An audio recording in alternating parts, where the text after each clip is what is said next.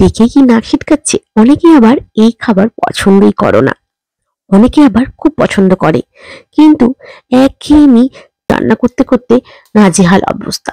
এই রেসিপিটা তাদের জন্য। এই অনেক নামে ঝাল ঝোল কিংবা পোস্ত অনেক রকম ভাবে তো ট্রাই করা হলো। ট্রাই করো এই রান্না একবার। কোনো এক মেলায় খেয়েছিলাম, তার স্বাদ যেন আজও মুখে লেগে আছে। শোনা যায় এটা নাকি সাঁওতাল বা আদিবাসী প্রজাতির রান্না বান্না। তবে কিছু কি গেস করতে পারছো যে আজকে আমি কি বানাতে চলেছি? আজ আমি বানাতে চলেছি ভীষণ এক মজাদার চটপটি জিনিস। বানাবো আজকে আমি শামুকের বড়া।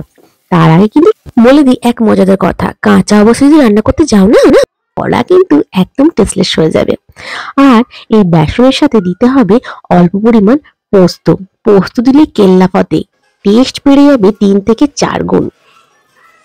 বেসনের মাত্রাটাও রাখতে হবে কম, কেননা একদম আটো আটো ভাবে মাখতে হবে, তাহলে কিন্তু ভালো বড়াটাও হবে আর খেতেও হবে মুচমুচে। জল থকথকে হয়ে গেলে কিন্তু বড়াটা মানানসই হবে না, তাই অল্প অল্প জল দিয়ে একদম আটো আটো ভাবে মেখে নিতে হবে। ব্যাস, এবার গরম তেলে মুচমুচে মিডিয়াম ফ্লেমে রেখে ভেজে নাও এপিট ওপিট করে।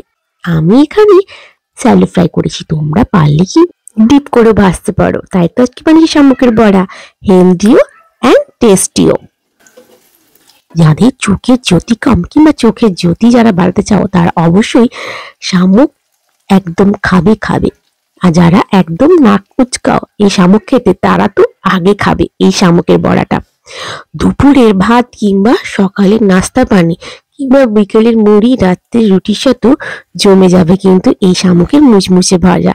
বেশ, তৈরি আমার আজকে ঝাল ঝাল লাল লাল শামুকের বড়া।